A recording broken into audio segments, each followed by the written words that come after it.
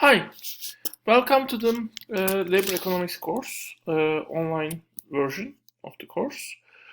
Um, in this lecture, I will make an introduction to um, well, to the course and to the labor economics in general. I will make an introduction for both. I will also introduce myself to you. And basically tell you also a little bit on some educational principles I have. I tell you about those principles for one reason. Uh, my courses are designed in some cases differently compared with the traditional courses, and that might confuse people. And because of that, I would like to uh, tell you on the principles I have, um, which guide me in designing those courses, so you can understand. My students can understand the logic behind the different rules of the courses better in that way. I taught that way, and it kind of helped me in courses I taught in the past. Anyway, so let me start with introducing myself. So my name is Kerem Cantekin. You can see my email addresses. You can see my office, although because of the corona case, probably you won't be able to come to my office. And then the office hours are made by appointment this semester. And well, I was born in Bursa and grown in Istanbul in general. And from my high school years on, I was interested in different types of sciences, but especially the human production was something that fascinated me. And in addition to that, the social sciences, how the society is formed and developed, was also for me something very fascinating. So I was in that case in between of I significantly like science department, natural science departments, but engineering departments and social sciences were especially uh, interesting for me. Uh, and because economics was the most popular social science, that's why I was drawn to the economics. But I was also drawn to the engineering, and especially the most tangible engineering, which kind of is connected also with the production, was drawing me. Um, so in the end, I have become first mechanical engineering student in Ankara campus, Middle East Technical University, and there I remember. I took also some classes from them, from them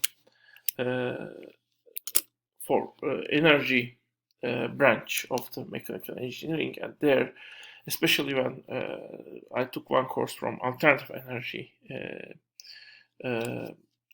Type of, the fuel cells basically, which is a form of alternative energy. Uh, on that, I take a course on fuel cells, and there the instructor told me in the conferences on fuel cells data we need less engineers and more economists and businessmen. So in a way, I mean, the economic structure is critical, as well as the technical advancements to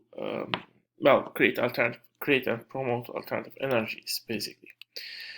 So with my friend's suggestion, basically, I decided to study economics in New School University as a master student. But basically, in economics was more drawing me with its academic options, and engineering more with its actual working ground, the factories. So when the academic, I can pursue a career in economics in academia, I decided to choose that path. I studied in New School University in New York as a master student, and then in the University of Utah as a PhD student. and in both universities are teaching a variety of economic views, points, and models. Not only the most popular ones most of you see in the main courses. I mean the introductory courses and intermediate courses. But I also took classes, elective courses also on the mainstream economics. I mean the major models that are used in microeconomics, for example, and macroeconomics. So I try to be as open as possible to learn different perspectives in economics. And in Utah, you were able to teach a course not only as an assistant but as an instructor. But before Utah, I also taught in Turkey in Bosporus University. So I taught in these two countries, Turkey and USA. I also taught in China for a summer school again in University of Sichuan. And then I'm teaching in the Turkish Republic of Northern Cyprus. That's fourth country I'm teaching. This is third year I teach in Middlesex Technical University and TNC. So this is me, and well, as a former engineering student, I should say that the production still fascinates me, and in my opinion, the way billions of people organize in the world and create a labor force, and then organize this whole production in the economy, and then with cooperating with each other, even in some cases without knowing it, and then distribute everything they have produced throughout the world. This is, in my opinion, the most fascinating aspect of the economics. It's not the financial system, the financial background, the financial system, financial institutions where money is transferred and how some people get rich. Financial system is also interesting for me, but in the way that it controls, it affects this bigger production system, not in it on itself, basically, not like just concentrating on money and how you got rich with that money. Although, of course, some people are interested in finance, and it's perfect okay to be interested in finance also. It's in a way very mysterious looking side of economics itself. I understand that certainly. Although if you look to the production and labor, there are also some mysteries there also, not obvious at first, but then you can see them. But anyway, let's go further. So my principles, famous 3 principles you see in different courses also. Labor is the most valuable resource we have. What does it mean? It means I try to I believe as much as possible the course should give you opportunities to work more to improve your grades. So there should be multiple attempts for you to do a certain coursework and get a better grade from the coursework. That means I give you multiple assignments, and from those assignments I only choose a subset of those assignments. So when you do an assignment, you should not only care about on your grade. You should know that as long as you make the assignments regularly, there are actually you are likely to get a good grade anyway.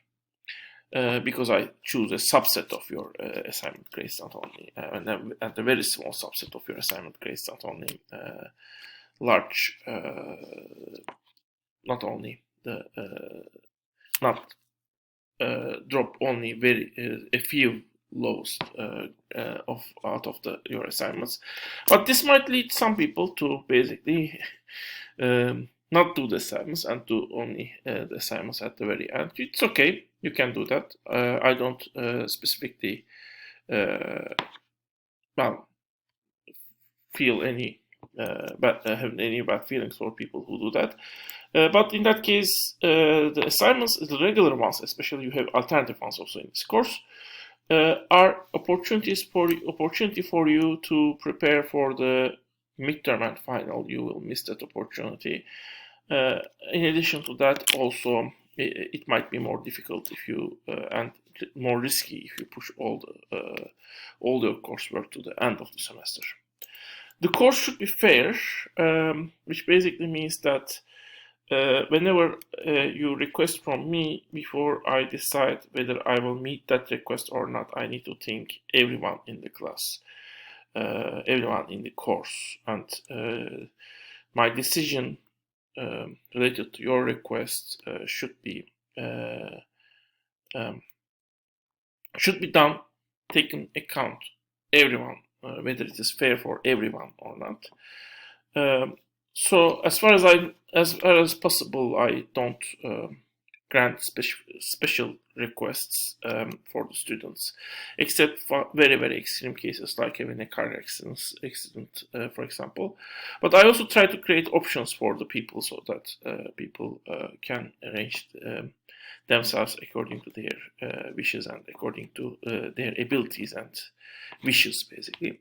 And the course should be flexible, providing choices. That means both in terms of the way you learn, what you learn. The course might provide choices if possible.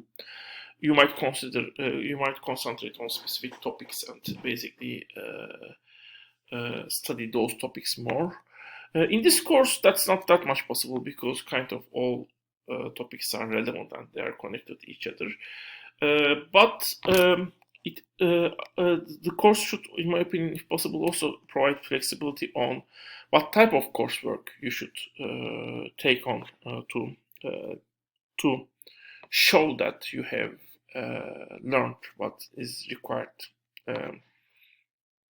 for you to learn from in the course.